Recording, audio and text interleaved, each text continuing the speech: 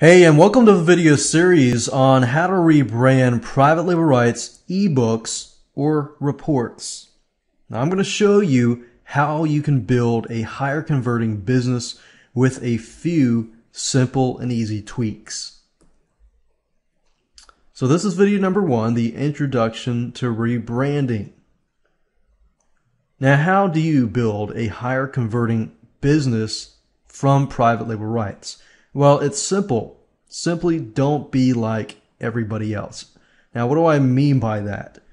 Well, everyone else usually buys the product which has some sort of private label rights included in them, which allows you to change it, allows you to reposition it, and so forth. But everybody else stamps their name on the private label rights product and resells it. Now, I'm not saying that this model does not make money. It does. You can make good money just reselling the product, as it is. However, you're dealing with 100 or 1,000, people who are doing the exact same thing. So what I'm trying to do is help you change your mindset. So from here on out, what I want you to do is simply to change your mindset or change the view where you view private label rights products. This simple change to your mindset will allow you to really increase your business. Now, obviously, no guarantees. However, I've seen so many people just stamp their name on it and resell it, and that's it. They do well, but I've seen people who can really take it to the next level by simply rebranding it. So that's what I want you to do. Is time to change your mindset. So the biggest mindset, like we talked about, is to resell the exact product. But the problem is you have more competition. So you need to change your mindset to resell the training, the content under an umbrella. The umbrella needs to be a brand. So quit stamping your name on private label rights products and just resell them. The truth is you can make more money this way, but you can make more money through branding a name, branding a series, branding your company. In fact, you can also get away with, having to change the graphics all the time. Let's say you create a series of animal training or dog training or cat training, products, and you create a brand and make a series, under that brand. So with that, all you have to do is create one graphic and put it under that series. So that's another way of going about that. But I'm going to show you a lot more simple and easy shortcuts and tricks that you can begin to implement. The whole goal here is it's time to increase the perceived value of your product. So instead of trying to be like everybody else, increase the perceived value of your product by just a few simple tweaks. Now, before I actually move on and talk about the tools that you're going to need and how the system works, or the kind of the plan that we're going to take, I wanted to talk about a quick overview so that you can understand what we're going to be talking about in the video series as a whole. Video number 1 is, of course, this specific video. Video number 2, we're going to take a product, we're going to analyze it, and then we're going to figure out, okay, what do we have and where do we need to go in terms of rebranding it and repositioning it. In fact, besides private label rights products, there's a lot of products out there that are not doing as well, and once rebranded and repositioned at a certain angle can increase in profit. So that's what we're going to do, is create a plan of attack. Video number 3, we're going to talk about how to take the mini site and the e-covers that the private label rights product creator gives you and how you can rebrand it yourself. Video number 4, we're going to talk about mini site e-cover rebranding in terms of outsourcing. Let's say you don't want to rebrand it, you're on a time limit. I'm giving you 2 different avenues here if you don't want to spend a lot of money or you want to spend a little money and save some time, I'm going to show you that in video number 4. Video number 5, I'm going to show you how to rebrand your sales letter with just a few tweaks to the sales letter. You don't need to change the whole sales letter. You just need to change a few parts of the sales letter to make it your own. Video number 6, we're going to talk about rebranding the product itself. Taking the product, we're going to take a actual real product here. So from video number 2 and on, we're going to take a real life product and show you step by step how to rebrand it. So video number 6, the product itself would be the ebook or the report. Video number 7, we're going to talk about how to convert the rebranded Word document. You can use Microsoft Word or OpenOffice.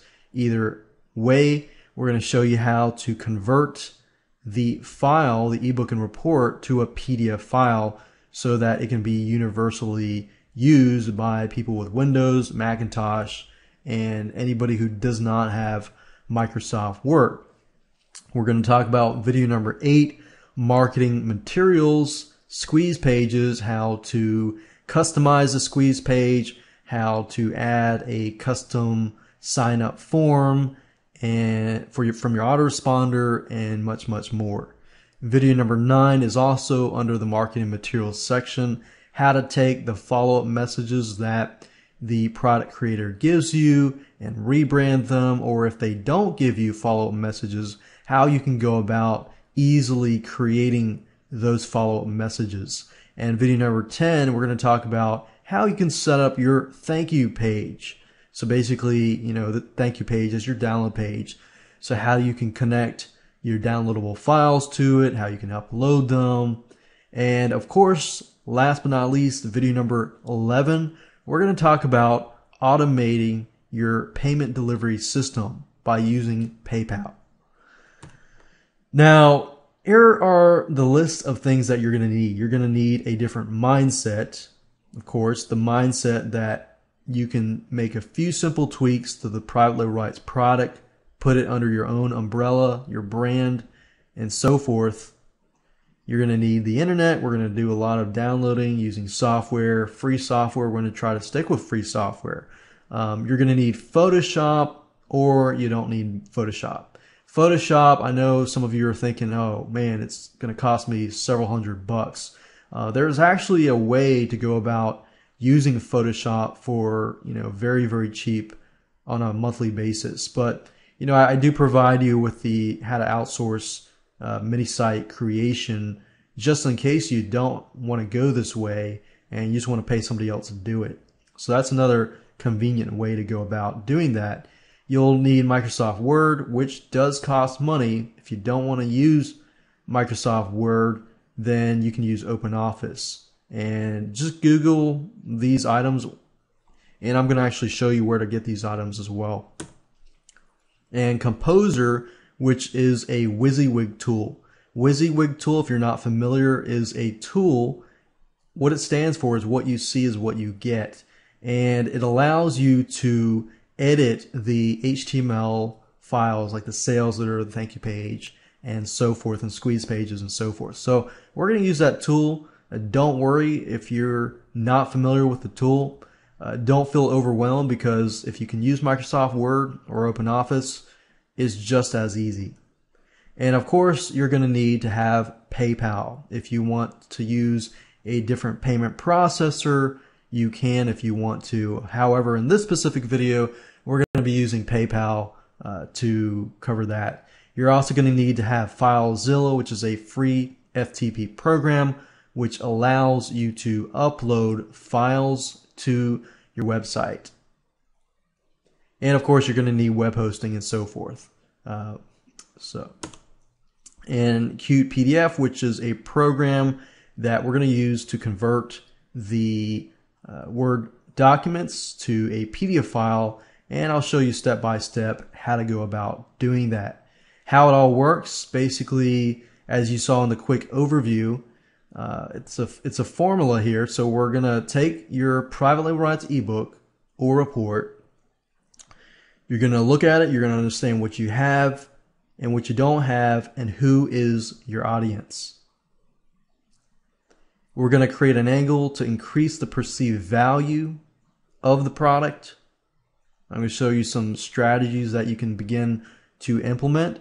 You're going to create an attack plan, and we're going to attack it. So with that said, let's move on to video number 2 and talk about, taking a product and analyzing it and figuring out how we're going to rebrand it so that we can do everything correctly. Hey, and welcome to video number 5. We're going to be talking about how you can rebrand your sales letter quickly and easily with a 3-step process that I'm going to teach you. So step number 1 is to write with your own style and just let your creative mind flow. And I'm going to talk a little bit more about that in the next few slides. And step number 2 is don't worry about grammatical mistakes. I'm going to show you how you can find editors and proofreaders on Fiverr.com so that they can help you. So just write with your style and don't worry about grammatical mistakes. And step number 3, I'm going to actually show you how to use Composer, which is a WYSIWYG HTML editor tool. Basically, in short, it allows you to edit your HTML sales letters and very, very easily. So let me move on to step number 1 and talk about your style. What is your style? Basically, how do your customers know you as, or how do you write? That's the question that you should be asking yourself. The point here is that when you receive a sales letter or any type of written materials or anything like that, and let's say, for example, that you have an existing customer base, then when you write your sales letter, people will come to know you the way you write. And if they notice that the way you write is very, very different, then they will notice that. But the point here is to write with your style. Write the way you are comfortable with. You want to use benefits and keywords and things like that, but write the way that you write. Don't worry about, the way you should write. And what I'm trying to get here at is that don't worry about grammatical mistakes. Allow your creative mind to flow. And I know some of you are thinking, oh, I don't have any creativeness in my mind or anything like that. But you do. Many of you do. You might be, left brain, right brain, and whatever. But the key here is just let your creative mind flow and rewrite that sales letter. I'm going to teach you how to do exactly that. Now, before you actually rewrite your sales letter, you want to look at some basic sales copywriting 101. And if you're really good at rewriting sales copy, then you probably could skip this step. However, I do want to provide as many resources as possible to make your life easy in terms of rewriting that sales letter. Now, one of the downsides of getting a private label rights product is not all the sales letters are created equal, and not all the sales letters are created well. So you want to make sure that it follows, the 12 steps with David Frey. And if not, then I would advise you to tweak that sales letter so that you can get higher conversions. Now, obviously, I don't want you to focus way too much time on this and, just sit there and not really launch the product. I want you to focus maybe about half an hour on this, and that's it, and then move on. So the 12-step process here, 12-step foolproof sales letter is great because it shows you, what you need to do. So 12 steps are to get attention, identify the problem, provide the solution, present your credentials if you have any. If you don't have any, that's fine. Show the benefits, give social proof, make your offer, inject scarcity, and so forth. Now, I know I got a limited amount of time with this right now, but I do want to give you the resources that you can use. So go on his blog, look over. He actually gives you some really good tips like headline templates, how to blank, or secrets of cat training revealed. Warning, don't even think about training your cat until you read this ebook or this and that. Identify the problem, provide the solution, present your credentials, and so forth and so forth. So I wanted to provide you with that first before we actually begin to show you, how to go about rewriting the sales letter. So let me go over here and we'll begin to rewrite the sales letter. Let's see here. Now, some of you will receive the sales letter in HTML format, and then some of you will receive the sales letter in Word format, PDF format, whatever format it is. What I normally try to do, if it is in a web-based format like this, the first thing I want to do is, of course, rewrite it. Or if I can rewrite it, if it's really good already, I might tweak just parts of it. So what I want to do now is simply, if you look at the sales letter here, or the one that you have in front of you, whatever that is, the first thing you want to look at is headline. So have a subheadline, the introduction, stuff like that. So what I would normally do is, instead of editing the HTML directly, which you'll be able to do in step number 3, and however in step number 1, my goal is simply just to get this in Notepad. So what I'll normally do is I'll open up Notepad or WordPad, doesn't matter. Just open up some sort of Word document type thing. So I got Notepad open up here, and with private label rights, as long as they follow 12 steps, if they don't, then I'll tweak it. And the first thing I'll try to do is I'll try to rewrite the headline. So the headline right now is quickly tap into the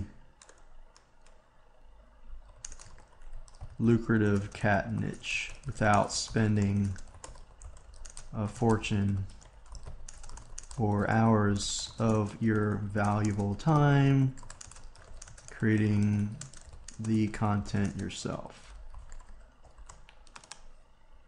Now, obviously, in this case, the report is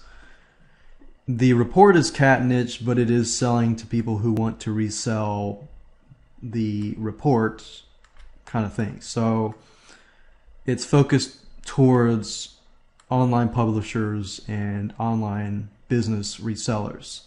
So in that case, you could go to David Fry's system and just use some of his templates, like, okay, warning or secrets of, secrets of, people will always want to know secrets. I found that. I can definitely tell you that. Shortcuts, secrets, tricks, resources, stuff like that. So if I were wanting to rewrite this, I could say something like secrets of lucrative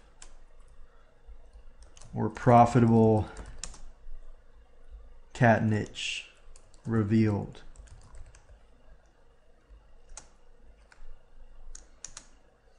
And I could also combine that with the warning. Warning, don't even think about or think of going into the cat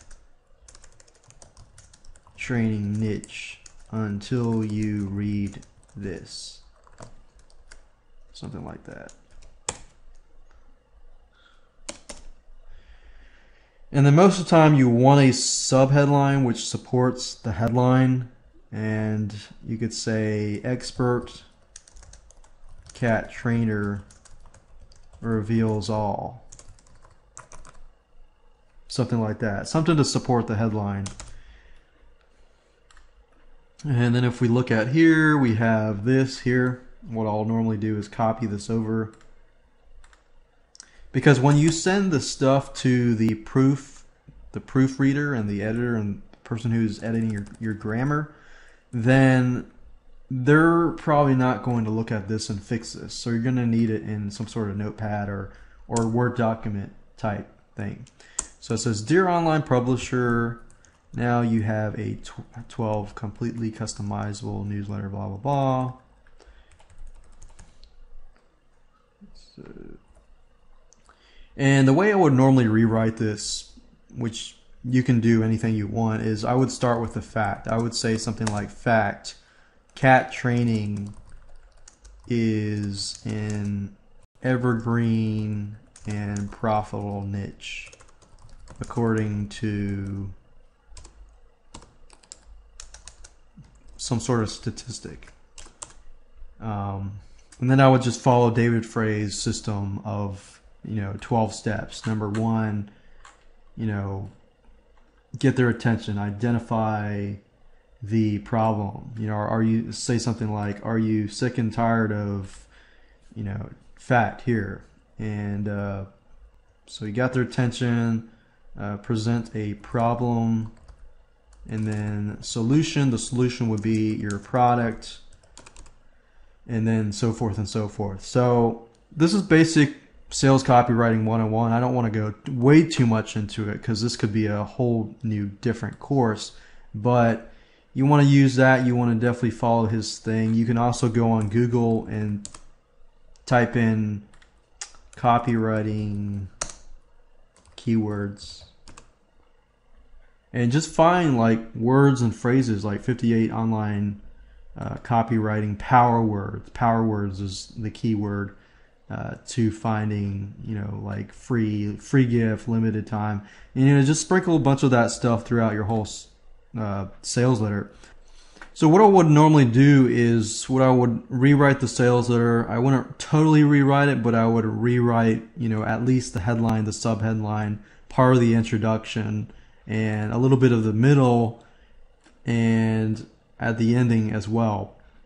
So I would go through and use a 12-step system and use some power words and phrases and make sure that you express the benefits and the what's in it for the viewer type questions. Once you're done with that, I would basically save this as a Word document. So I'd create a brand new Word document, plop this in here, and then I would go to Fiverr. And then step number 2, what I do after I write or rewrite the sales letter is I send it off to somebody to edit and proofread. I really don't have time to sit there and fix my grammatical mistakes. And with this process, I found that I don't run into writer's block. I'm able to pump out sales letters within an hour or 2, simply because I don't care about proofreading. So what I want to do now is I want to go over to Fiverr.com and show you how to find proofreaders very, very quickly who can edit your sales letter just for $5 or $10 or whatever, depending on how many words you have. So let me go ahead and show you that. So I use Fiverr.com for all of my proofreading, in terms of proofreading documents and so forth. I love Fiverr. I've never had a bad experience. And the way I go about finding people to proofread my documents, I use several different people at different times. And I go to Fiverr, I go to the search section here, and just type in proofread. Then I click on rating, and then I look for, in this area specifically, people who will proofread anywhere from 1,500 words to 2,000 or 2,500, because that usually tells me, okay, these people are good at what they do. They can read fairly fast and pick up stuff fairly quickly. So I'll open these up and these up, and I'll often look for people that have top-rated sellers and different things like that. Another thing to look for is people who have this here, that's Express. That means that they will turn around, proofread your document within 24 hours and send that back to you. So I'll open these up, I'll send them a message and say, hey, are you still free? Whoever contacts me first, and I will usually analyze it that way, and then I'll go out and choose that person. unless I realize that they're in a different country. For example, this person's in the United Kingdom. I'll wait, and that they have express near them, so that tells me, okay, good, they're going to turn around within 24 hours. So this is the method that I use specifically. Number one, don't worry about grammatical mistakes. Get somebody else to do it. And number two, get somebody else to do it. So once that's done, they will normally send you a Word document with, changes and stuff like that in it. So we're going to take that document, and I'm going to show you next how you can, add that to the actual sales letter web page. Now, once you're done with, you've received the document from the proofreader, you can take that and you can, just add that to Composer, to the HTML file using Composer. So I'm going to show you how to edit with Composer. First thing I want to do is show you how to download and install it, and basically where to do that. And then I'm going to show you how to edit the HTML sales letter using Composer. So let's go ahead and do that right now. Now, I'm just going to use this as an example. Let's say that they've just sent me the sales letter document, and normally they will have like track changes enabled. So if you're in Microsoft Word and you see something like, let's see here, I'll show, click track changes, and you do something like, they delete this, and then you see marks and stuff and blah blah blah.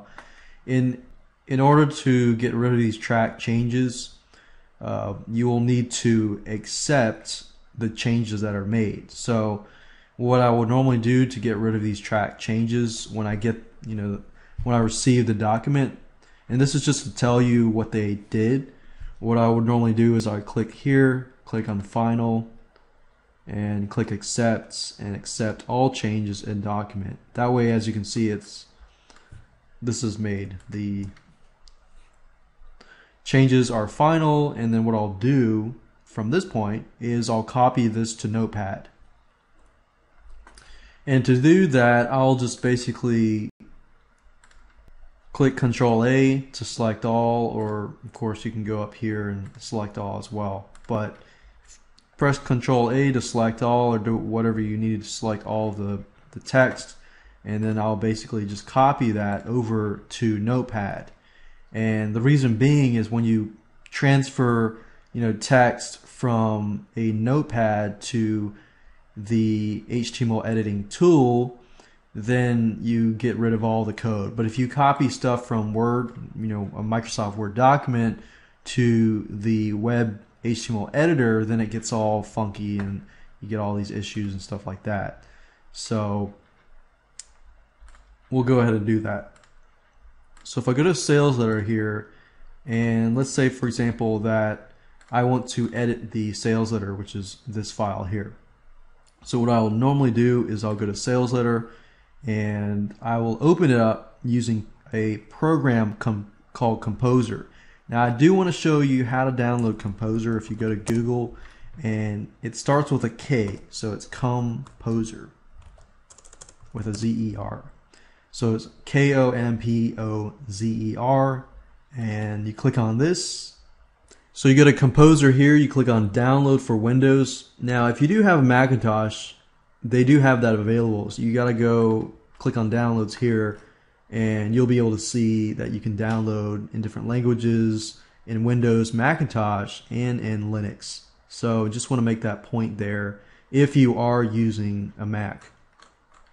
So go ahead, download it, install it, and we'll begin to use it right away. So if you need to pause this video right now, do that now.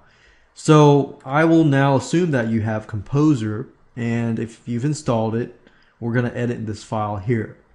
So normally what I'll do is I'll open up the file just to view it first to make sure that I am editing the right file.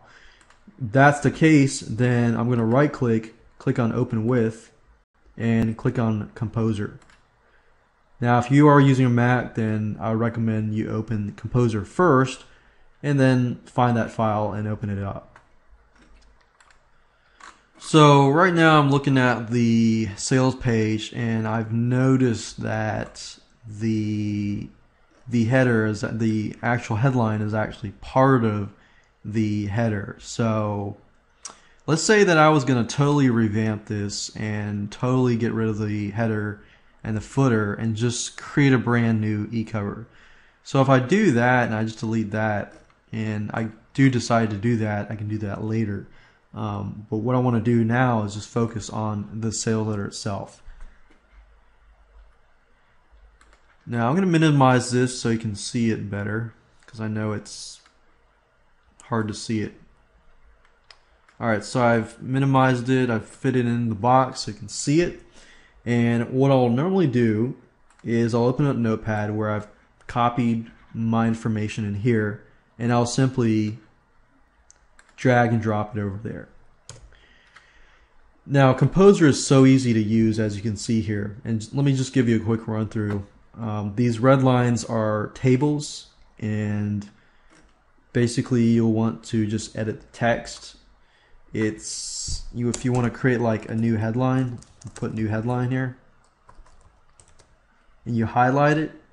You can make it bigger, you can make it smaller, with these play around. You can change the font here, you can make it in the middle, format the middle, you can add bullet points, you can add numbered bullet points, you can change the color.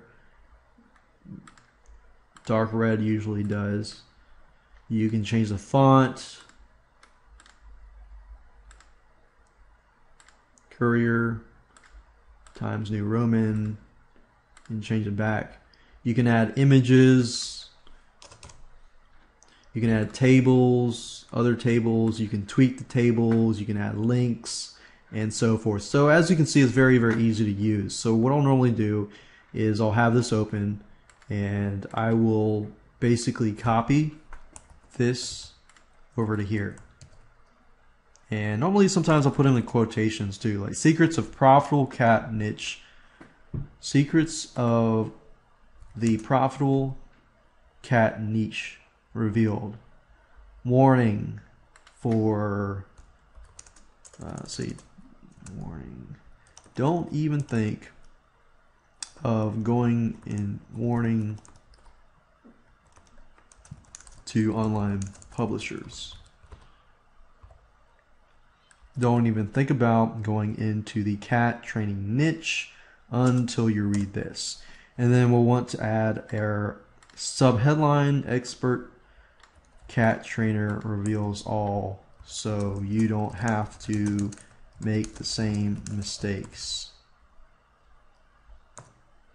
And let's say I want to change the color of the subheadline to maybe blue, and I want to make that smaller. I can do that here too.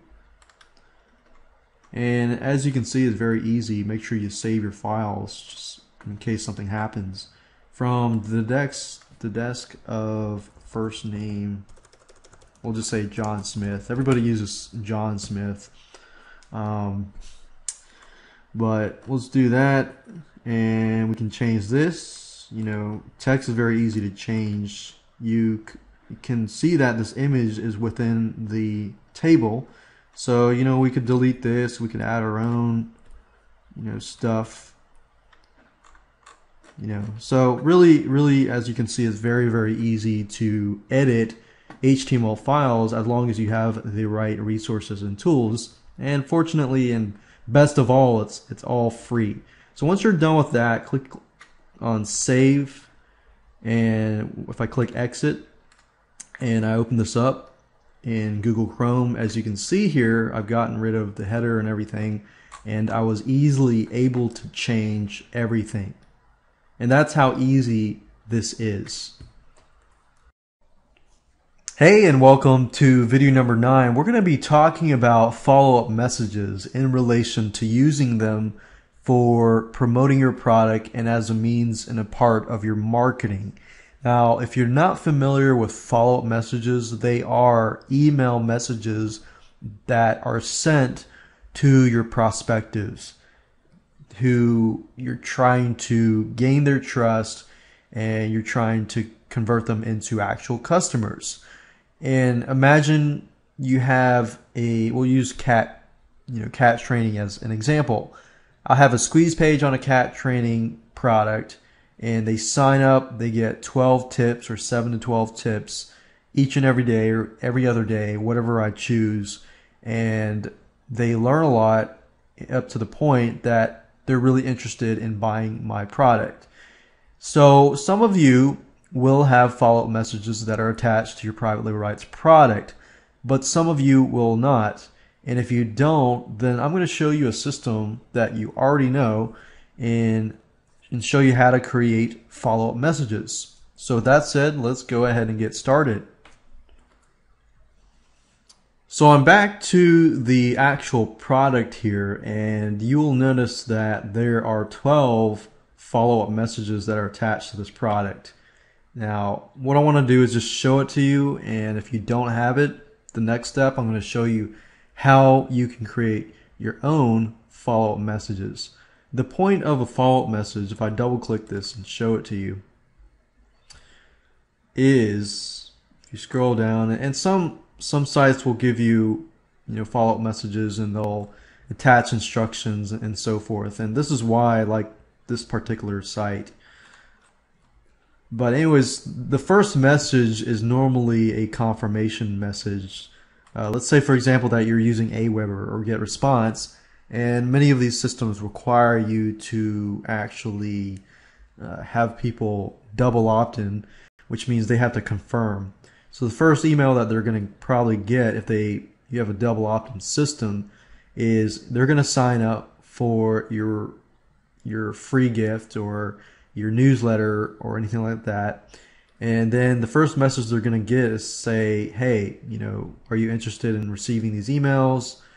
Make sure you are. Click this link. Once their link is clicked, then you can start the array of follow-up messages. So as you can see here, message number 1, it says, you're first caring for your feline friend issue. And it says, hello, so-and-so. And so you're kind of introducing your other stuff, but you also want to include a tip. So your whole point of the first follow-up message is to make an impression on the person that you really care about them, and by doing so, you provide them with tips that they are most likely going to pay for, but you provide them for free so that you can gain their trust. So that goes into there, the first follow-up message. It really depends on, you can test this out. You could either send them a message every day for 12 days or every other day.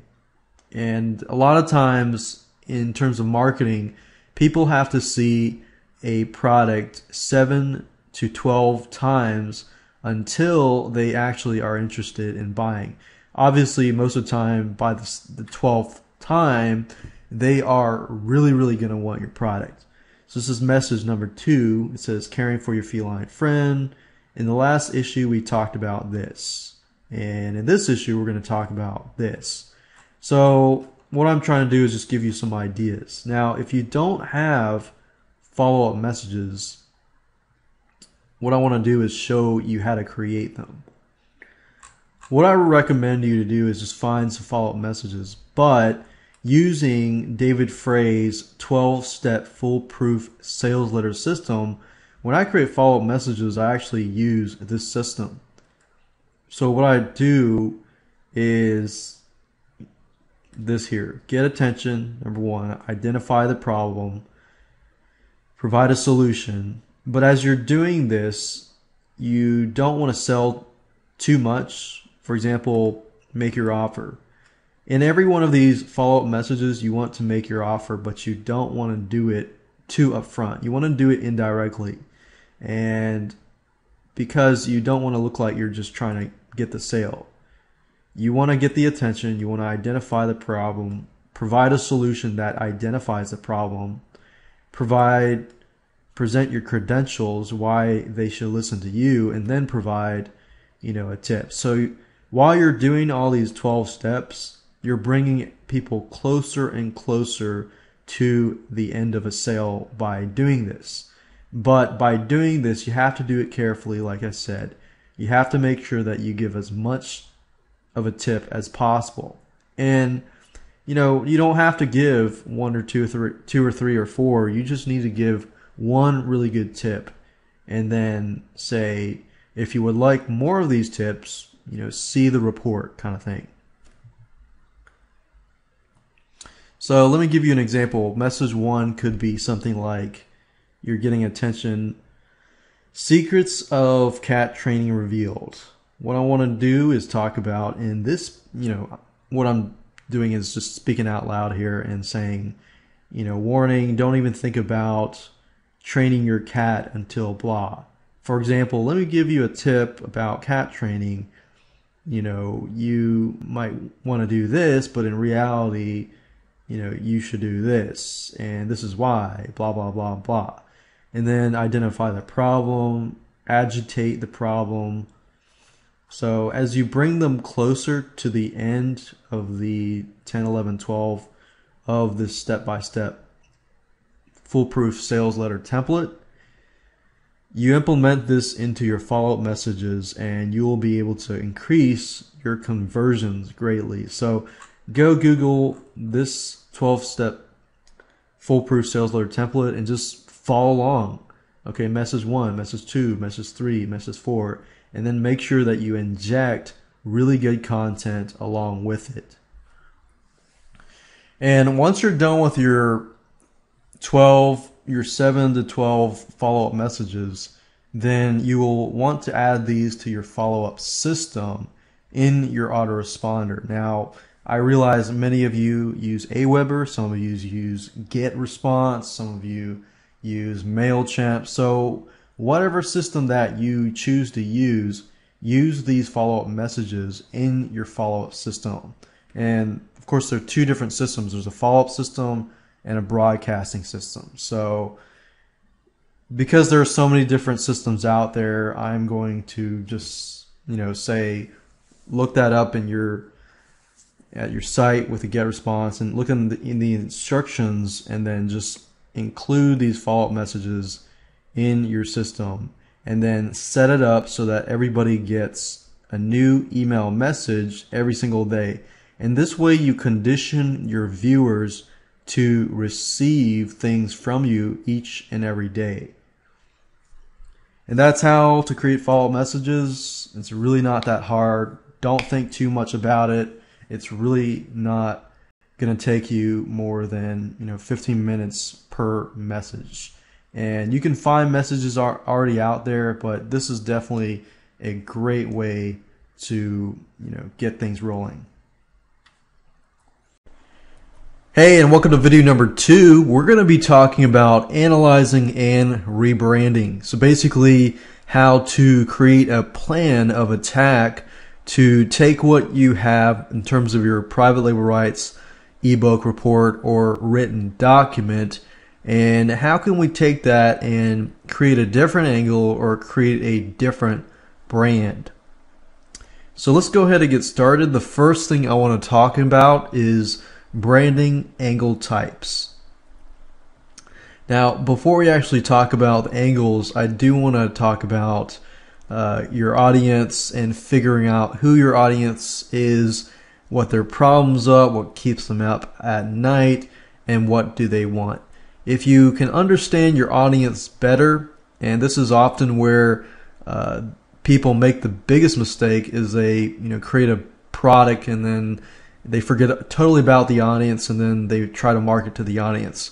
So if you can take a private label rights ebook or report and so forth, sometimes you look at the product itself and you look at the sales letter that's provided, and it may not necessarily be as targeted as it should be, or maybe you can improve it better. So the only way that you're going to know that is if you understand who the audience is, what their problems are, why they're going to buy this product in the first place, and then you can understand how you can tweak it, improve it, and rebrand it. And I'm going to be talking about different strategies that you can use in terms of branding. So what do they want in terms of this content?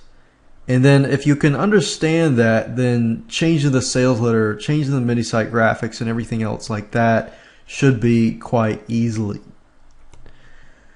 So what is your goal? What are you trying to rebrand? Let's say you have a private label rights, ebook on a certain topic. What is your goal? What is your end goal? And besides, trying to, make lots of money. That's not your goal here. Your goal here is, how is the angle in which you change going to impact the audience? Is it going to make the audience want it more? Is it very specific to a more specific area of the audience? What are you trying to rebrand? And here are different branding types or different angles that you can use. There are many, many different out there, but I found that these are the easiest way to go out and, some simple shortcuts and strategies that you can use right away. The first thing is to create an umbrella brand that includes many products. And if you do this, then you'll only need one mini site graphic. Now, what do I mean by that? By umbrella brand that includes many products. Let's say you have, you find a bunch of private label rights ebooks and reports that talk about the topic on cats. People love cats, and there are reasons why people buy cat books and so forth. And an umbrella brand is, let's say we create a brand called, catnip or something. Then you would basically, or how to train a cat, or how to help a cat, go to the litter box, and how to train a cat and stuff like that. You would basically create a brand, one brand, and then continually find products that fit under that brand and sell it under that one membership site, one mini site. And this way, when you get brand new products, you don't really have to worry about, creating a different mini site graphic or e-cover graphic for every single one of it. It all falls under one brand. And this is a great way if you want to save some time, save some money. You can do this. The other angle type is, of course, what you can do if you don't have a lot of products that fall into one specific niche. Now, creating a different brand for each different product. So if you take this route, then you will need to have different graphics for each of the different products. So it takes a little more work. However, you'll be able to target many different niches. And another angle type is to convert the product into a different format. And how do you go about that? Well, let's say you receive an ebook or report and you put it under a different brand and you make it into a podcast or something, or a bunch of audio files. You're changing the different format, but you're also branding it. You could brand it as the daily podcast, or the, if it's an ebook and it's a system, you could turn it into a software and create a brand under, software under brands. Or you could convert the ebook to a video, and you can create a bunch of videos, like video membership site about that specific brand. So these are just some of the ideas that you can, go ahead and use if you want to. The next thing you want to do is analyze what you have. So we're actually, moving away from the angle and going towards looking at what you have. The basic things that you want to have, and if you're not, you want to perhaps create them, are as follows. So we have the product, which is the ebook, report, any rewritable document. It doesn't have to necessarily be an ebook or report. It can be anything rewritable or a document. So you'll definitely need that. You'll need the sales letter. You'll need the mini site, e-cover graphics, and you'll need the thank you page, which is pretty much standard these days in terms of the basic things that you should have. Now, you should also have a squeeze page, which is optional. It's nice to have, and follow-up messages. Now, if the product does not have, a follow-up message or a squeeze page, I'll show you how to create follow-up messages. And when we, inside the video where we show, how to edit the squeeze page, if you understand how to, edit HTML documents with the WYSIWYG tool, which I'm going to show you later down the road, which is really, really easy to do, you can easily create a squeeze page. So that's that. Those are the basic things that you should have, and if not, we're going to show you how to create them. Whenever you're trying to rebrand or reposition a product, your whole idea with it should be, okay, how can I lower my competition, but how can I also increase the conversion rates and increase the perceived value?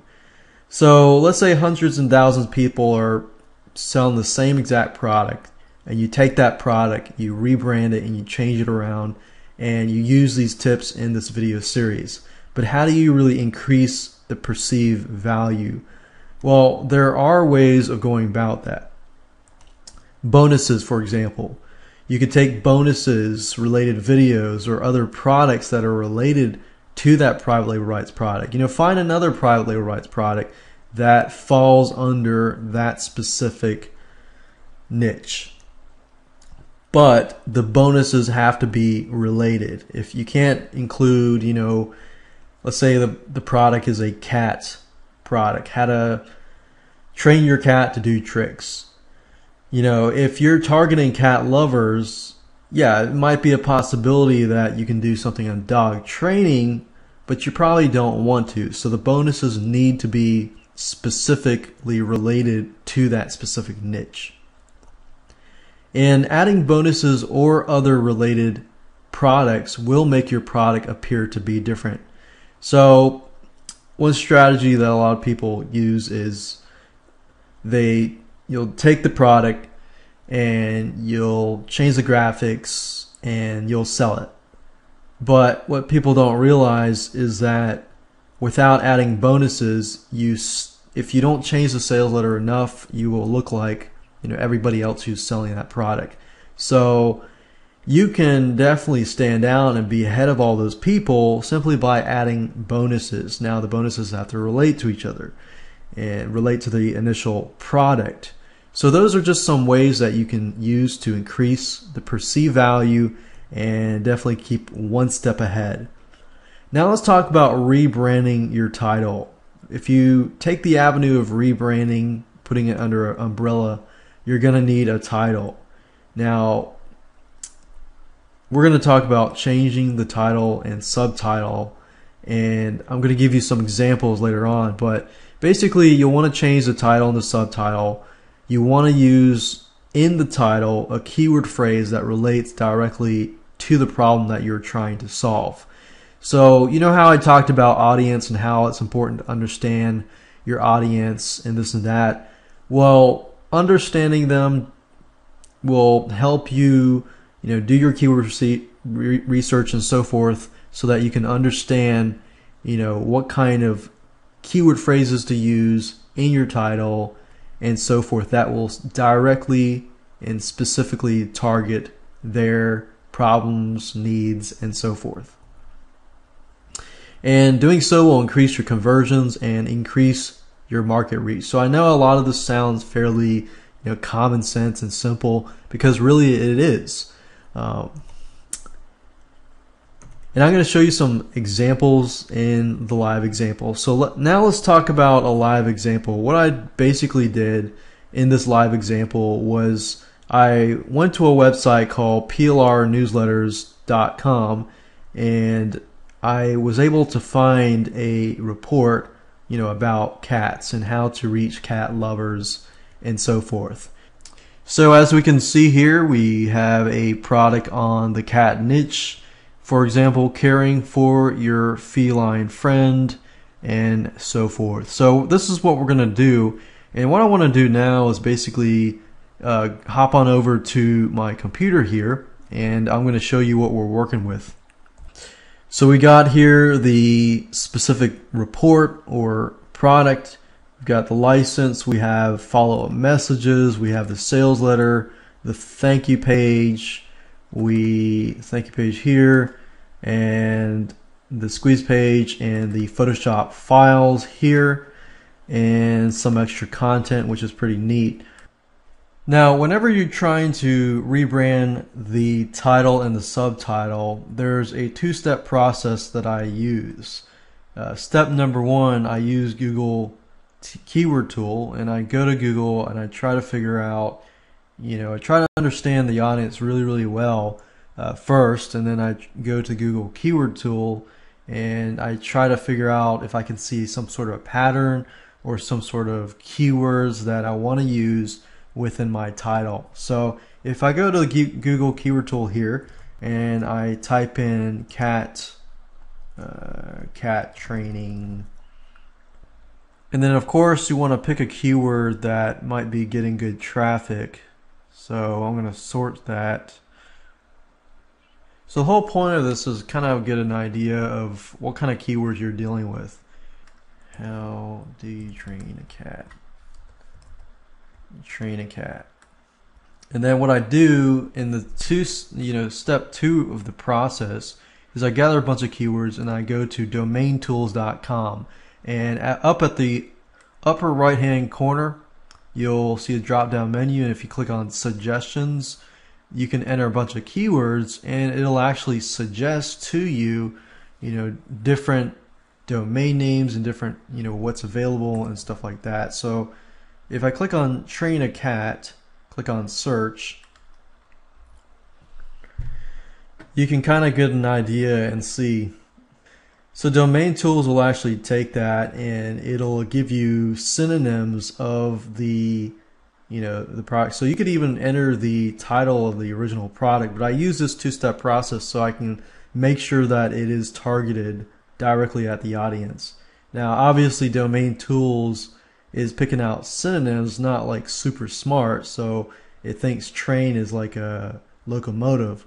But as you can see up here, it says like teach a cat, train cat guide, and so forth and so forth. So this is a good tool that I absolutely love and have been using for many years to give me some ideas about different titles and subtitles that I can use. So that's it, and I'm going to move to video number 3. We're going to talk about rebranding the mini site and e-cover graphics. And if you don't want to do it yourself, you can always outsource it. So if you want to do that, you can always skip to video number 4. Hey, and welcome to video number 8. We're going to be talking about squeeze pages, how to customize your squeeze page, and you can build a list through this and use it as a means to market your ebook, your report, or your written document, whatever that might be. So the process is this. You're going to take your squeeze page, you're going to customize your squeeze page, you're going to create your list and create a form at Aweber, GetResponse, MailChimp, or Constant Contact, or any place like that. Then you're going to take the code, you're going to add the form code to the squeeze page, and then you're going to upload the squeeze page files to your website. Now, some of you may not have a squeeze page. The purpose of a squeeze page is to get people onto your list so that you can, add follow-up messages, follow up with them, and use it as a means to market your product. So if you don't have a squeeze page and it did not come with your Privately Writes ebook or report, then creating squeeze pages is very easy. It's just as simple as creating a thank you page. But it has an autoresponder form code that enables you to follow up with your prospectives. Now, I'm going to be talking about creating follow-up messages and a system that you can use to go about doing that in the next video. So With that said, let me go ahead and show you how to customize squeeze pages. Okay, so what I'm going to do now is go and find the squeeze page that I was given here, and it says website. If I click on this and I go to these links here, you'll find two pages that operate in a squeeze page. Now, you can have one, you can just have the squeeze page itself. But as you can see here, it has a squeeze page. Squeeze page is very, very short. As you can see, it has a headline, has a brief introduction. So it's sort of kind of like a sales letter, but it has, lots of benefits and so forth. And it shows people, okay, what do you get? You get a newsletter, you get a free report, you get free gift, something related to that topic, and you can get it if you fill in this form here. So this form here is going to have the first name and the email address, or just the email address, and then they fill it in, and then they gain access to your messages, to your follow-up messages, and so forth. Now, as you can see, it's really easy. So as long as you understand what is in a squeeze page, you can actually go ahead and create it. It's just as easy as creating your sales letter, using the Composer WYSIWYG tool. So what I'm going to do now is simply open this in the WYSIWYG tool. So I'm going to go back here, click on Edit, Open with Composer. And I'm going to go through, you can customize it if you want to, but all I need to do to make this work is to add a subscription code, form code here.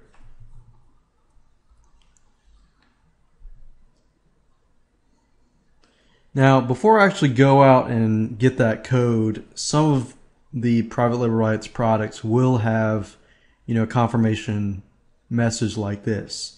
So whenever somebody fills out the form, they can either be sent to, Aweber GetResponse or their default confirmation page, or you can set it up. As you can see here, this one was given to me, and it says, wait, please check your mail. And it just reminds people that they need to check their mail. And this is just another strategy that if you use this, then you can actually promote stuff on your confirmation email, if you choose to do so. Or you can just use the default confirmation email or message. So what I'm going to do is just hop on over to Aweber and show you how to get the code, then how to add the code to the squeeze page, and then upload it and make it work. So I'm going to go to aweber.com, and depending on what you use, it can be different. So the purpose and the point of this is to create a list, add follow-up messages to that list, and of course it varies, it differs from place to place, and after that create a web form. So right now I'm at aweber.com, and let's say that I've created a list, I've added the messages, or if I haven't, I can do that later. But for now, I'm going to create a web form that will enable me to grab people's first name and email address. So I could use this, I could customize this, I could change it around depending on the audience. And let's say that I'm happy with what I see right here. If I'm happy with what I see right here, I just save the web form and go to step number 2. And this is what I was talking about here. Your thank you page, you can have a basic thank you page that by default that they give you, or if you click on custom page, you can enter the URL of that thank you page here. However, most of the time I'll just choose the basic version and click go to step 3.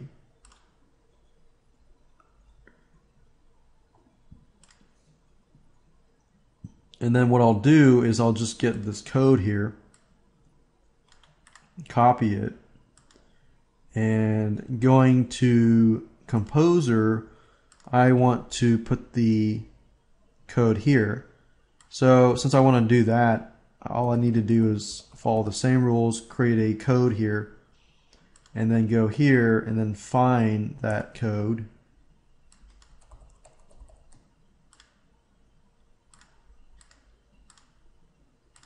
And then replace that code or that text with my autoresponder. And when you go back here, you can see that the form has been added, and you want to make sure that you test this out and it works, and that's it. And then you'll want to go to the FTP program, and then we could create a folder here, free gift, and simply drag, highlight, drag, and drop here. And if, like I said earlier, if you don't have a squeeze page, then another way you can go about doing that is simply take the sales letter, make a copy of the sales letter, and just re-edit the sales letter so that it includes enough information that entices the person to want to sign up for the free newsletter or free gift. Hey, and welcome to video number 11. We're going to talk about how you can automate your payment delivery system by using PayPal. And congratulations again, you're at the end of this video series, so you should be ready to rock and roll. Now, what I want to do is just briefly talk about the process here. First, we're going to create a PayPal button that will connect your sales letter, your index.html file, to your thank you page, whatever that might be. And then we're going to take the PayPal button that PayPal gives you at that point, and we're going to add the custom button to your sales letter, which is your index.html file, and we're going to upload the files, and that's it. It's really that easy. So let's go ahead and go to paypal.com. So when you log into your PayPal account, you click on Merchant Services, and then you'll want to click on Create Payment Buttons for your website. Now, PayPal has obviously updated their user interface. However, if it changes, just find the button that says Create a Payment Button for your website. If you click on that, it's a three-step process, very, very easy to do. So the first thing you'll want to do is to choose the button type. So you can have shopping cart, buy now, donations, subscriptions, and so forth. Now, since our product is just, in this example, is just a one-time report and it's not a subscription, we're simply going to click on buy now. Now, if you had a different business model, like a monthly site, you would click on subscriptions. But for simplicity, I'm going to choose buy now. And for the item name, I'm just going to call it, cat training report. And then you price it. And we don't need any of these. You can customize it if you want to. And you can see the cool thing is if you do press that, then you can customize it. However, we don't need a bunch of menus or anything like that. You can also customize the text or appearance here, but we're just going to keep it simple. So I'm going to leave it the default button. And after that, if we click on track inventory, we don't really have much here because we're dealing with an intangible report. So I'm going to click on Customize Advanced Features. And this is the place where you want to enter your thank you page URL. So if I'm at this step, it says, do you want to let your customer change order quantities? No, because I only have a report. Can your customer add special instructions to you? You can do that if you want them to be able to do that. I don't really want to. Do you need your customer's shipping address? No, I do not need that information. And it says take customers to this URL if they cancel the checkout. If they do that, I could send them to, my sales page, whatever that might be. So you'll want to put your www.yourdomain.com, whatever that might be, or to your sales page. And then it says take your customers to this URL when they finish the checkout. So basically your download page or your thank you page. So you need to have the URL for that specific page. So if we, yourdomain.com/thank-you-page.html, whatever that your thank you page is, enter that here. Once you're done with that, simply click on Create Button. And that's it. We've created your customized PayPal button. Now it's going to give you two different options. You can either enter the PayPal button as it is, or let's say you have a buy button picture, then you can actually turn that buy button into, a clickable buy it now button.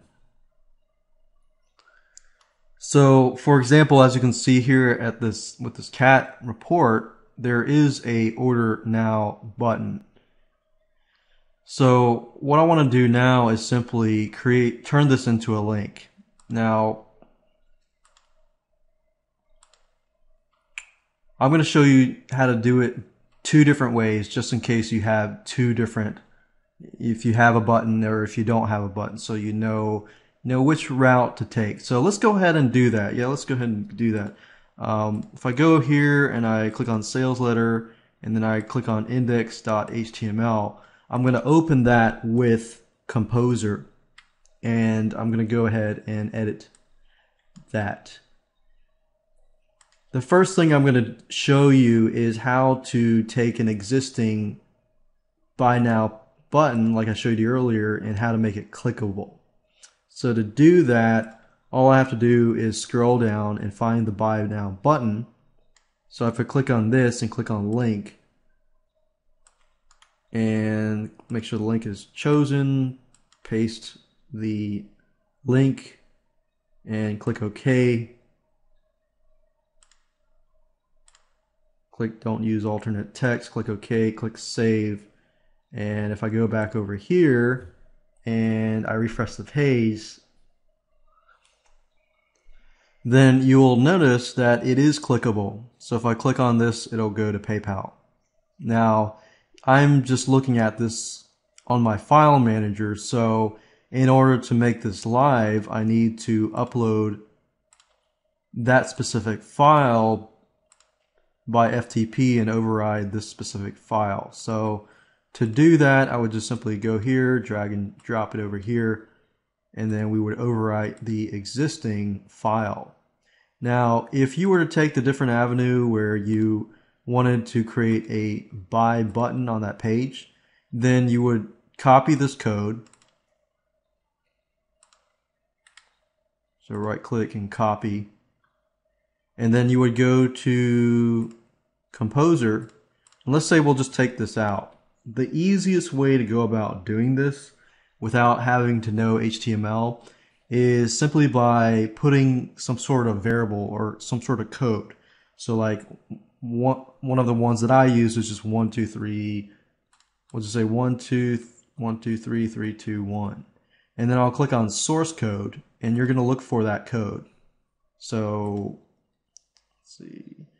You can edit, find 1, 2, 3, 3, 2, 1, and go here. And basically, since we already copied from PayPal, I'm going to right click on that and paste, and you're going to see the code has been copied here. So if I click on save here, you'll see that the buy button is here. Now I might need to center that, so if I go back over here, you can do that as well. So you can highlight it and center it, and that's it. And you can do the same thing, here to upload the file here through FTP, and just make sure you upload the file so that it is live and the changes that are made are live. And that's it. Hey, and welcome to video number 10. We're going to talk about how you can set up your thank you page. It's a very easy process. Number one, you're going to zip your product files, your ebook or report or written document, along with your license. Now remember that you receive privately rights to a product. That doesn't mean that you can necessarily pass those rights on. So depending on your license, make sure that you create a license and attach it to the product files. And you can easily do that using Microsoft Word, copy pasting the other license, tweaking them and changing them around. You know, some private label rights will have transferable rights, which means you can transfer that to your customer. But then if it's non-transferable, then they can only have personal rights. So make sure you pay close attention to the legal rights. After that, you take the zipped product files and you add it to the same folder as your thank you page. Now, you can add it to any folder that you want, but for simplicity, if you add them to the same folder as your thank you page, it just makes life a lot easier. And I'll show you why in just a second. And then, of course, after that, you can edit the thank you page with Composer and upload the files. And that's it. So let me go and show you how easy it is. So the key here is to zip only the product files into one zip file. Now, with an ebook and report, you're dealing with a very small size file. So you don't really have to create individual zip files just because you're dealing with very, very small sized files. So first thing to do is to locate the report or the ebook, and all of these are just marketing materials for ourselves, and so we just need this. So we need the CAT special report or anything that you're dealing with, plus you need a license. So like I said earlier, you should create a license, and using what I taught you on how to convert the license or the Word document to a PDF file, you know, you can create the PDF file. So we've got this. We might want to convert this into a PDF. So we're going to copy these two PDFs and zip them into a zip folder. Now, if you're on a Windows computer, then zipping them is easy. All you need to do is select these two. And the way I did it was I clicked on it, clicked Control, and selected the license. If you're on a Macintosh, you'll need to do something different. So basically zip these two files, and I'll just call it cat, train cat ports. And then I want to move this to the location where my thank you page is for simplicity. So I'm going to go to the sales letter, and that's my download page. So I'm going to, so what I did earlier was I just clicked on this, right click, click cut, and basically moved it over to here. So right clicked, click on paste, and that's it. So the next step is to edit my thank you page or download page here and connect the product zip file to that page. And to do that, it's simply by using Composer again. So I'm going to right click on the thank you page, open it with Composer, and you're going to see how easy this is going to be. It only takes less than a few minutes. So I've got Composer open here, and I'm going to put this in here so that you can see it better. And as you can see, here is a thank you page. Alright, so in this case, I'm just only selling the report itself. So I'm going to delete this. What I'm going to do is just delete this here. And I'm going to, okay, so thank you for your purchase. Please bookmark this page. Your account will show up and your name. Okay, good. And then right below the picture, I'm going to download here. And the reason why I said if I go back over to the file manager here, the reason why I put this in here is simply because of this. If I click on this and click rename and then highlight the whole thing and right click and copy. What I'm trying to do is get a link directly to the downloadable files. So it says download here. If I highlight that, select that, click on link, and just enter train.catreport.zip. If it's in the same folder as the thank you page, all I need to do is enter this. Now, if it is a different location, then I will need to point that there. And that's why, for simplicity, I did it this way. Click on OK, and if you want to add bonuses, you can. But for simplicity, I'm just going to click on save and close it. Then the last thing I need to do is upload these files to my server. And in this, I recommend that you use FileZilla FTP program, and you can get FileZilla simply by going to, if you go to Google, you type in FileZilla, click on client download. The beauty of FileZilla is compatible with Windows, Linux, and Macintosh.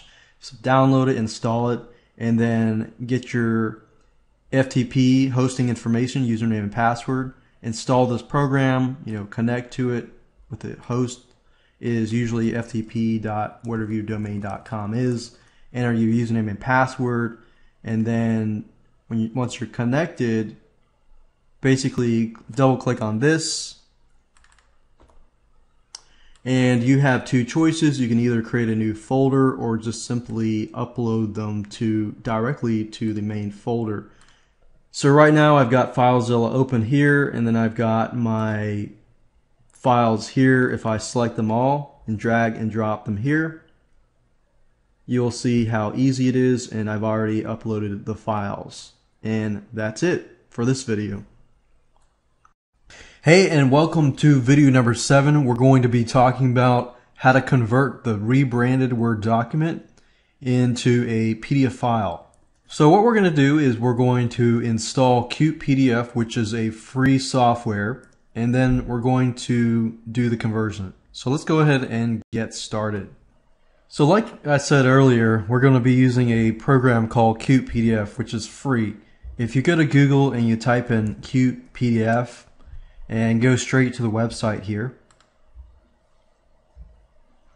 and at the top right here where you see Qt PDF Writer, that's what you want. So simply click on free download, download it on your computer, and install it, and we'll begin using it in just a minute. Okay, so once you have installed Qt PDF, this is how to use it, and it's really easy to use. All you have to do is find the document that you're working with and simply go print it. So if I go at the top and click on print, and it acts like a printer. So the way it works is you can print anything, like anything that can be printed, you can turn that into a PDF file. Now for this specific purpose, if we click on print and we make sure that Qt PDF is chosen, if we click on OK, and after maybe a few seconds, it will basically create a PDF file for you, and that's it. So as you can see here, I was able to create a PDF file, and if I double click that, you can see that I was able to create the PDF file, and I opened it up right here. So as you can see, very easy to convert anything that can be printed into a PDF file. Hey, and welcome to video number 6. We're going to talk about rebranding the product. So we're going to take the live example of the cat training report, and I'm going to show you, how to go through it, give you some ideas on rebranding the product, and we'll get started right away.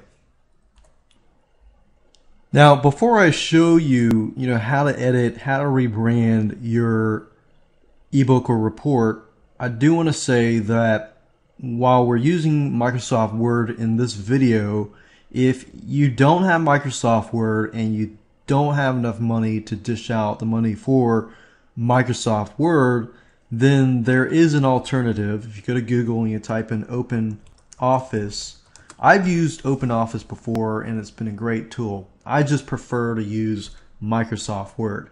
Open Office is free. If you go to the site, it's basically a suite of programs with Word documents, and it can read Word documents and so forth and so forth. But I wanted to put that out there just in case you did not have Microsoft Word and you wanted another avenue. With that said, I am going to open the report in Microsoft Office. So I'm going to double click this and open it up here.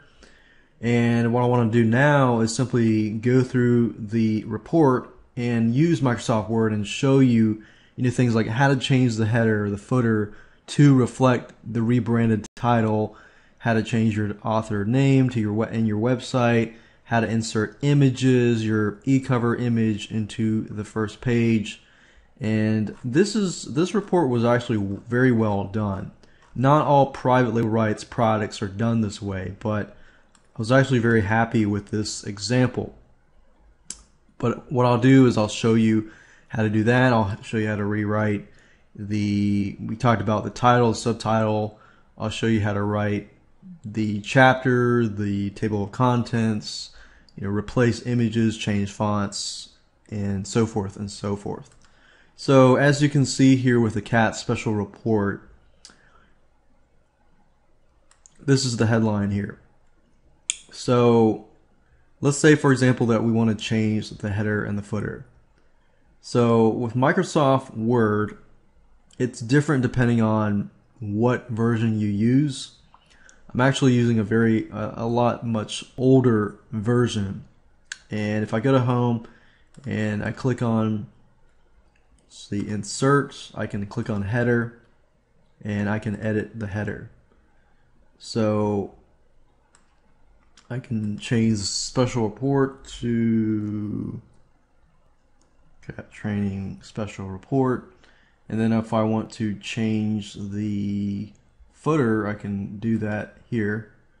So if I click that, I can say www.cattraining101.com and click Close Header and Footer. So that was the header and footer, and just to reflect the title and the subtitle and so forth. So you can really change things around whatever you choose to do so. Now, normally, not always, will you have an e-cover on the first page.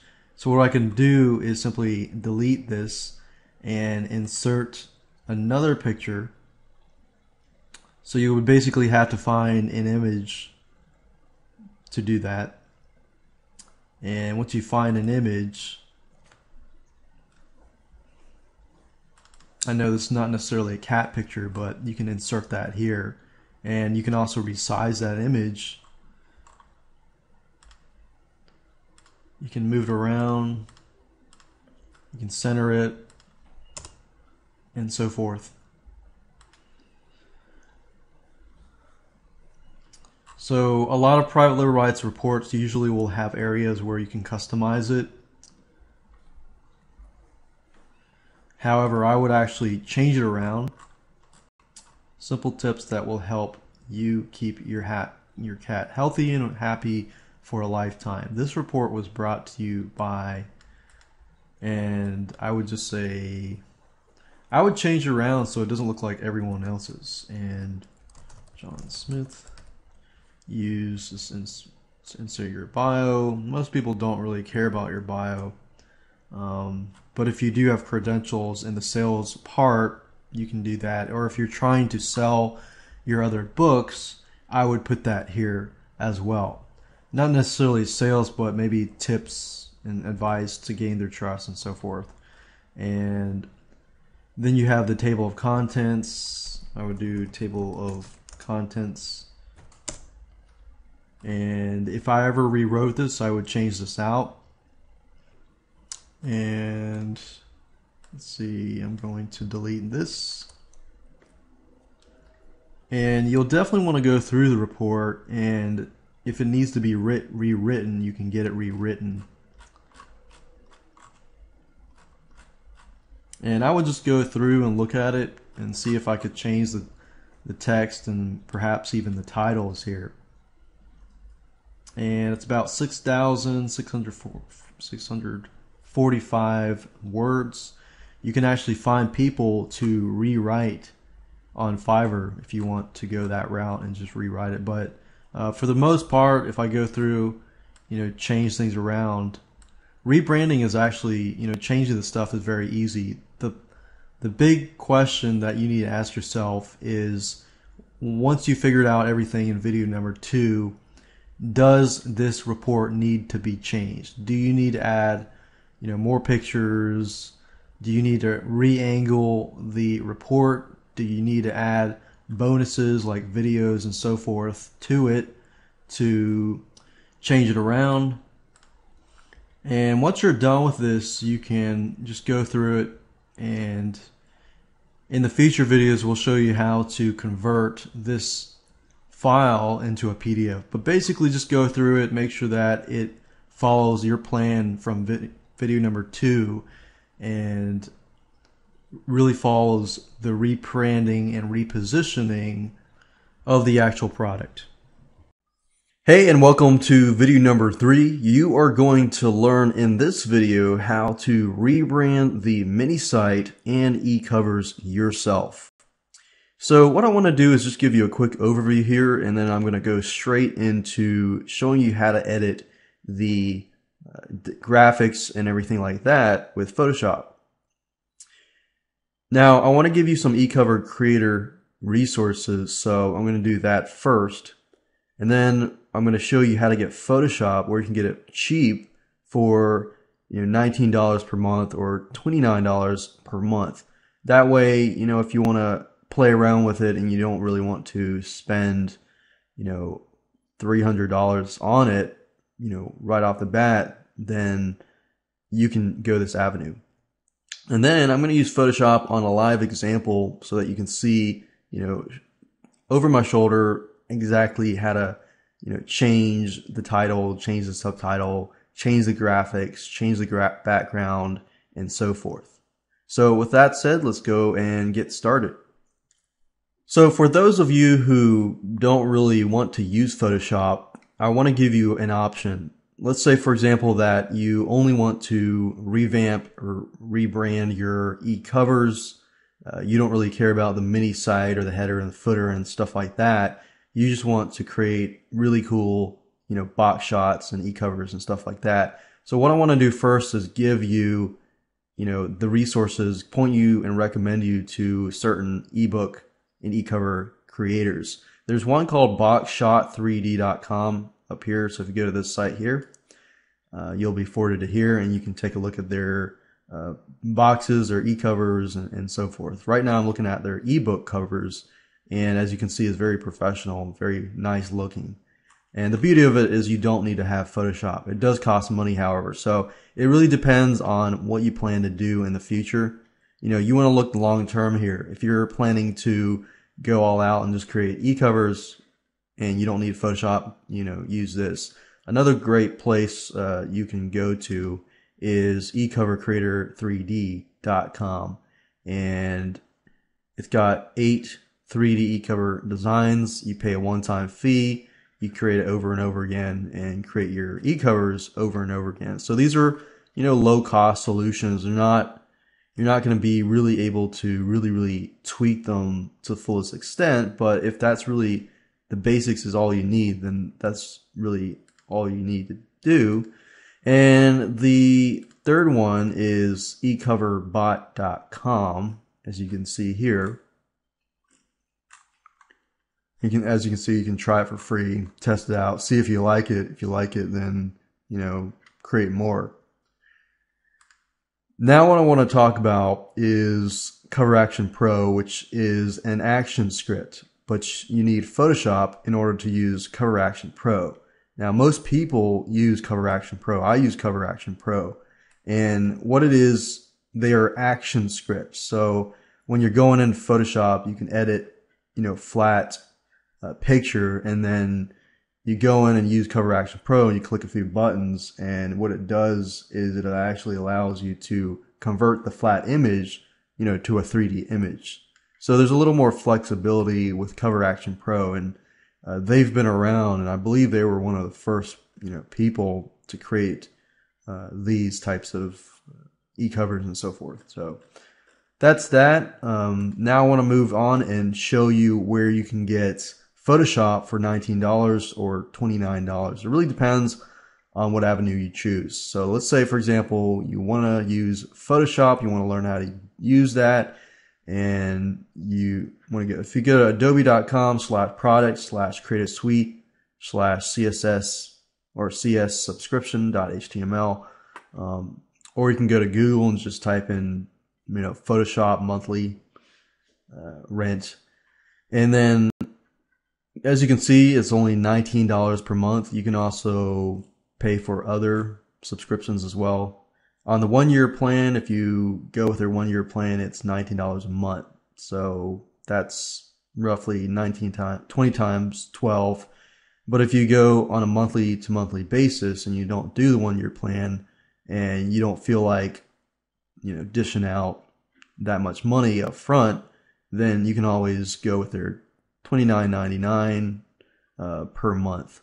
So with that said, let me move on quickly to Photoshop, and we're going to go ahead and edit the live example, and I'm going to show you how to do that. Okay, so right now we're looking at the live example, the files here, and normally they will provide you with the Photoshop PSD file. So anything PSD is Photoshop files. So what I'm going to go ahead and do is just go ahead and open that.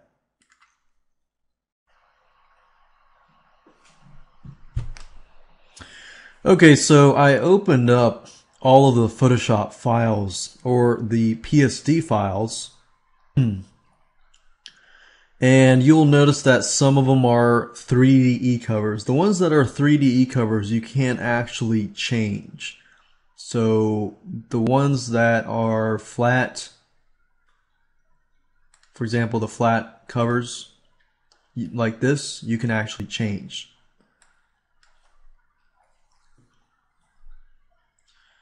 And then you can actually change this by using layers.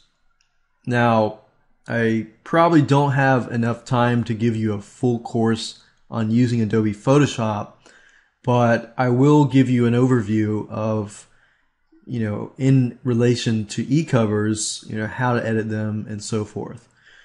Basically, one of the best parts of using Adobe Photoshop is their layers, or your ability to use layers. What layers are, imagine like 10 sheets of transparent plastic, and on each transparent plastic they have an image. So with layers, you can actually move, with transparent plastic, you can move the images around, you could reorder the layers so that one layer is on top of the other, and so forth and so forth. That's just an analogy that I use to explain layers. Layers are your friends, and I love layers because they just make your life easier.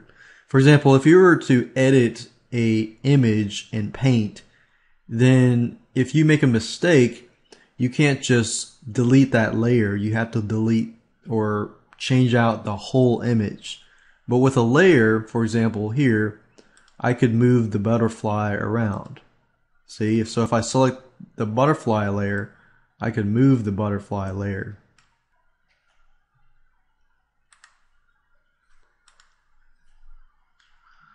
Or if I wanted to change the font, I could change the font. So if I select this and I select the text, I could actually change the text and the font. So instead of caring for your feline friend, I could just say Cat Training 101.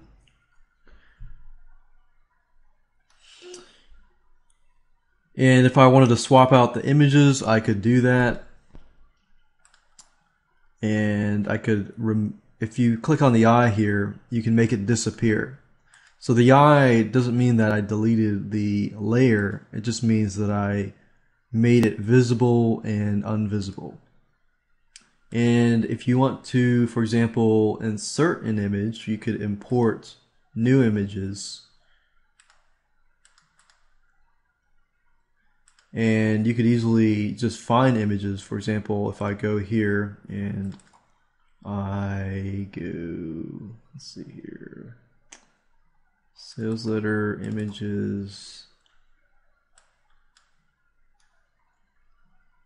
You know, let's say for example I wanted to put a different image. All you have to do is drag and drop it in here, and you would see the image here. And you can just move around the image and this and that. But I'm going to, let's say I made a boo-boo or made a mistake, and I'm like, oops, I accidentally inserted an image or accidentally deleted something. So, you know, if that's the case, then if you go to history, you can actually backtrack and undo, you know, step by step by step. So that's the beauty of histories, and actions would be, you know, the Cover Action Pro. Now, Cover Action Pro does cost some money, so just keep that in mind that in order to use Photoshop, you'll need to get Photoshop and Cover Action Pro. And if you want to outsource it, you can. So that's why I give you different avenues. If you click up here on Window, you'll notice with a window, it gives you different windows and different options and stuff like that. Most of what you'll need is just mainly this window here, the basic window, the history window, the actions window, and the layers window. So as you can see, you changed the headline here, and you can easily change this to a different color.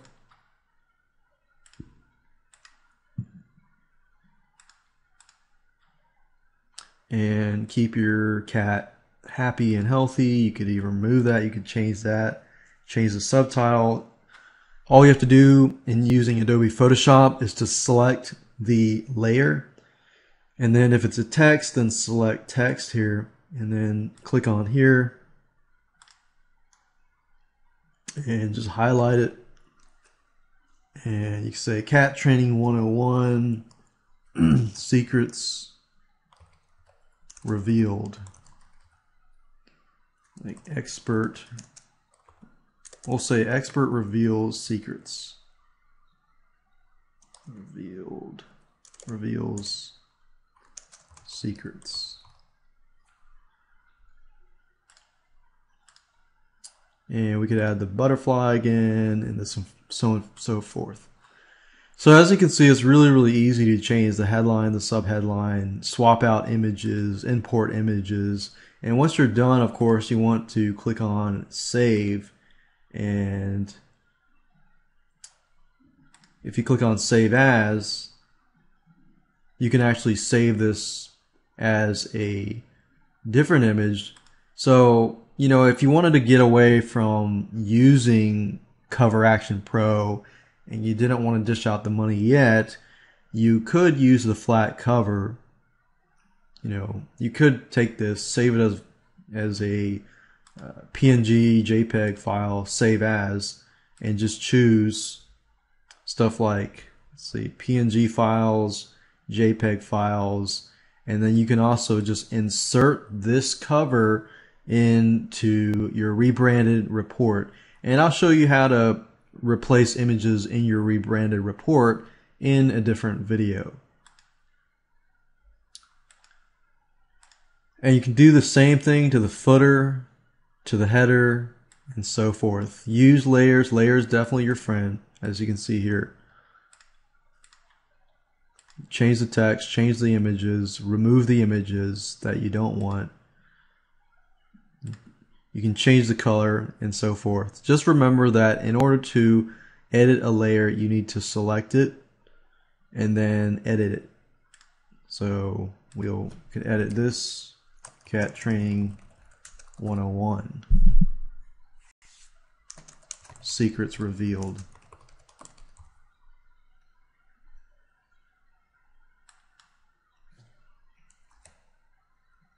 And being that it kind of went off the edge there, I could make it smaller. Font, it's 42 right now, so I can make it at 24. Or that's too small. So I can adjust it until I like it. And do the same thing, rinse and repeat. Click on save. And that's how to edit graphics. It's really not that hard. And there are always ways around the system. Like I said, if you don't want to use Cover Action Pro, you don't have to. You can simply edit the header, the footer, and the cover, and use the flat e-cover as a cover. It just looks better when it's 3D. And if you have it, you could save this. And you don't want to buy Cover Action Pro, you could go to Fiverr.com and find somebody who does have Cover Action Pro to do that for you. So there are many different avenues out there that you can take. Hey, and welcome to video number 4. We're going to be talking about mini site and e-cover graphics rebranding, and in this case we're going to be outsourcing it. So I'm going to be talking about how to find a good designer and how to really set yourself up for success so that when the designer sends you the graphics, you're going to be happy with them. Because time and time again, people hire people, they get upset because the graphics aren't what they want them to be, but you really have to understand how to communicate with the designer and how to find them or how to spot a good designer. And I'm going to show you exactly step by step all of that in this specific video. Now, what I want to do now is give you a quick overview. After I give you a quick overview, I'm actually going to go over, to the sites and show you what you need to do. It's a step-by-step process, 4 steps in this process, very easy to implement. The first step is to get an idea of what you want. So obviously, in the previous video and back to step number 2, you had an idea of the audience, what they want, and so forth. So put yourself in that person's shoes and get an idea of what they're looking for. Are they looking for, let's say cat training tips, or how to help your cat in pain.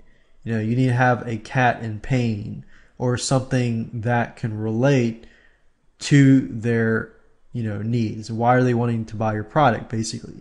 So get an idea of what you want. Step number 2 is to find a mini site or e-cover that you really, really like.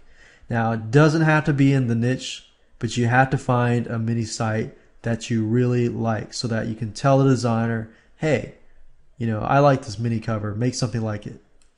And this is where you kind of set yourself up for success, because designer makes something that you really want. In step number 3, we're going to pick some royalty pictures, royalty-free pictures. You pay it once, you don't pay it again. And we're going to talk about that. And in step number 4, we're going to talk about how to find a good designer. So with that said, let's go on and go to the sites and show you step by step what you need to do. Okay, so back to step number 1, which is get an idea of what you want.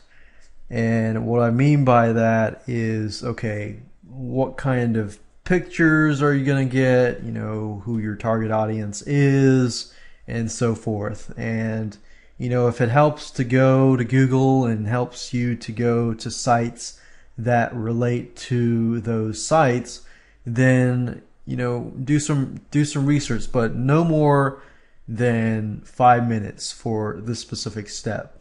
It shouldn't be hard. Step number 2, once you have that, then you'll want to find a mini site or e-cover that you really, really like.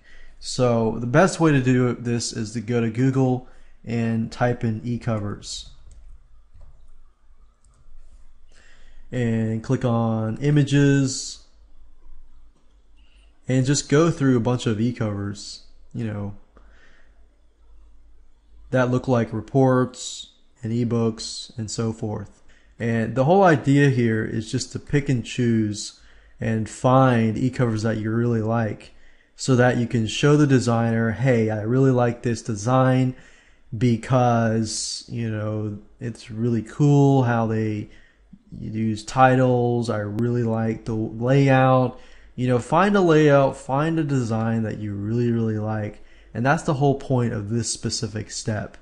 Once you find an e-cover or mini site that you really like, step number 3 comes in, which is where you'll need to find some royalty-free images. And there are several sites that I recommend that you use. There are 3 different sites that I would recommend using, and they are bigstockphoto.com, photalia.com, dreamstime.com, and another one that many people use is istockphoto.com. Now, you will want to pay close attention to their license, basically what you can and cannot do. However, if you're dealing with, you know, creating an e-cover for a ebook or report for personal rights, then most royalty-free stock photo sites will allow you to do that. And if you have any questions, just contact their site. So, of course, now pick royalty-free pictures. So I could put cats. And it really depends on what you're getting at. If you're trying to, you know, do cartoons, you can do cartoons if that makes it, you know, cool towards your audience. It really depends on what your audience wants. If your audience likes that kind of stuff, then, you know, go after that. But if your audience does not like that, then definitely don't.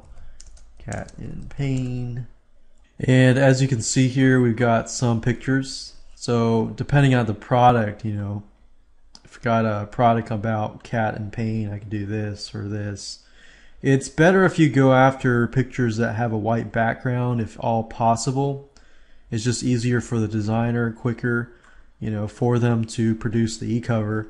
There are places, you know, that will, if you go on Fiverr.com, you can actually get somebody to take a photo like this and, you know, remove the background of the cat for $5. So you could even do that just for simplicity. Basically, the easier you make it for the designer, the better it looks on the output. You know, on the ending product that they design for you is going to look better, and it's also going to be cheaper and faster. So definitely want to look for a white background if possible. You could find pictures that express, you know, feelings, happy cat, and so forth and so forth. So you get the point. Just basically go and find some pictures, 1 or 2 pictures that relate. After you do that, step number 4 is to find a good designer. There are 3 different sites that I personally use. They are Fiverr.com, Otis.com, and WarriorForum.com. So first things first, I'm going to start at Fiverr.com. So if you go to Fiverr.com here and you go to the search bar and you click on e-cover, you'll find people that will do your e-covers for $5. Now, depending if you want to change the mini site, you want to take out the mini site and just put an e-cover, you can do that as well. The first thing when you do, you know, go to Fiverr and type e-cover in, you want to click on rating because you want to make sure that you find the best rated people out there. What I normally do is I open the top 10 because what I'm looking for is I'm trying to find the best designer. And I'll go through and it looks like these are, you know, primarily ebooks, Kindle books. So I'm actually looking for e-covers.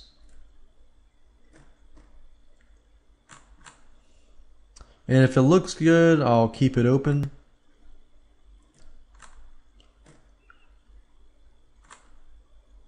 Oh, they have 1,000. Okay. Let's see. I usually make sure that they are 99% and they at least have, 10 or 20 positive reviews, which, as you can see here, many of these people do. So let's say you've opened the top 5 or top 6 or so. What I'll do is I'll simply click on contact and contact all of them. And I will say, hey, do you have any more samples of your e-covers? And, I'll ask some questions. And I'll see who responds the quickest. Whoever responds the quickest tells me usually, okay, this person's serious about their Fiverr gig. Now, you will realize that some people are overseas, so in different time zones. So, within 24 hours, see who responds the quickest, and who can provide the most value. So number 1, provide the most value. Number 2, who's the quickest, because that tells me how they will communicate. If they take you seriously and they communicate with you quick, then that's a good sign in terms of somebody like a freelancer, freelance designer, and this and that. So that's pretty much the 4 steps to success when you contact them. Email them, communicate with them before you purchase. Don't click on the purchase there yet, but communicate to them with your idea. Give them an example of the mini sites that you like and tell them, I like this. All you have to do is swap out the pictures. And so I also use Odesk, and I also use the Warrior Forum. If you go on the Warrior Forum and you go to Warriors for Hire, which is here, what I'll do is I'll sift through the designers. So you could even search for designer, and I'll basically go through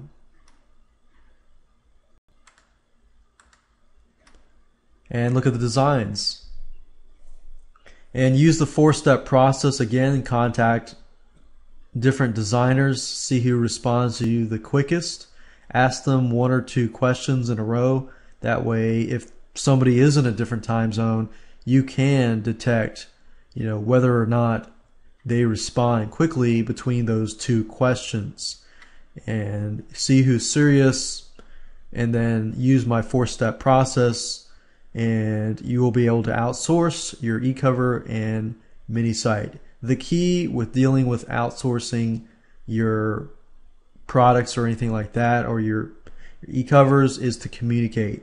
And with designers especially, designers are creative people, so you don't want to be too restrictive, but then again, you want to make sure that they understand what you want. So be flexible in terms of their ability to design, so that the output of your e-cover and mini site, it's just so much greater.